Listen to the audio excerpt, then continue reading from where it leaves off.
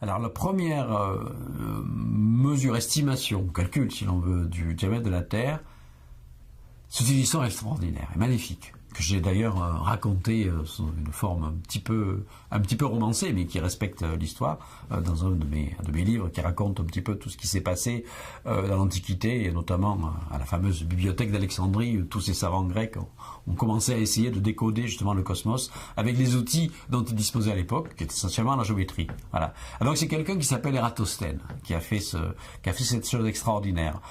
Déjà, ça montre qu'à l'époque, on regarde que Ératosthène vivait 200 ans avant l'ère chrétienne. Il était bibliothécaire de la fameuse grande bibliothèque d'Alexandrie. C'était un personnage très important, parce que c'était un poste très important d'être directeur du musée de la bibliothèque d'Alexandrie à l'époque. Il était également précepteur des enfants du roi, donc il avait une charge extrêmement importante. C'est un véritable génie. On l'appelait un athlète du savoir parce qu'il était compétent dans tous les domaines. Dans le domaine des mathématiques, de la géométrie, dans le domaine de l'astronomie, dans le domaine de la géographie, dans le domaine de la musique, dans le domaine de la poésie, enfin vraiment un être absolument universel, une sorte d'homme de la Renaissance avant la lettre.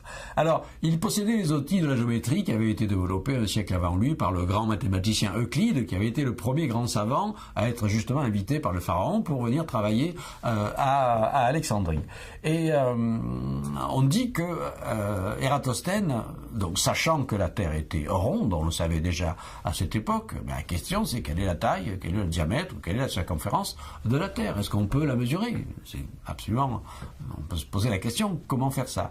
Et puis Ératosthène entend parler de caravaniers qui sont allés dans le sud de l'Égypte, dans une ville à l'époque s'appelait Syène, qui aujourd'hui correspond à l'actuel Assouan, qui est à peu près sur la ligne du tropique, et qui est donc à peu près 2000 km au sud de Alexandrie, qui elle, je rappelle, est au nord de l'Égypte, sur le delta du Nil. Et il avait entendu dire que le jour du solstice d'été, c'est-à-dire le 21 juin à midi, à Syène, il y avait un puits profond creusé dans le sol.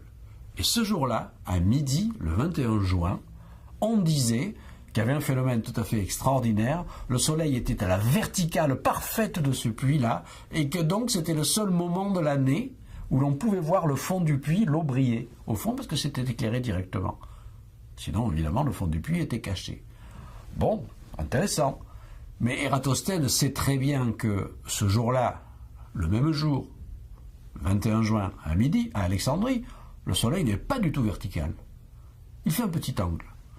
Donc il se dit, si la Terre est effectivement ronde, eh bien en fait l'angle que font les rayons du Soleil dépend de la latitude du lieu, de la position sur le globe terrestre.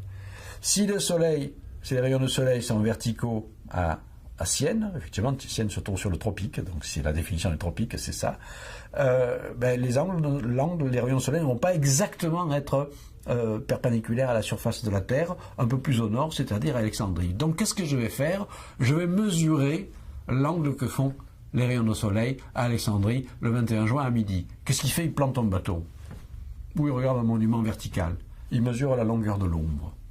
Parce qu'évidemment, si c'est pas vertical, il y a une ombre. Il mesure la longueur de l'ombre, il en déduit l'angle que font les rayons de soleil avec la verticale. 7 degrés. Bon.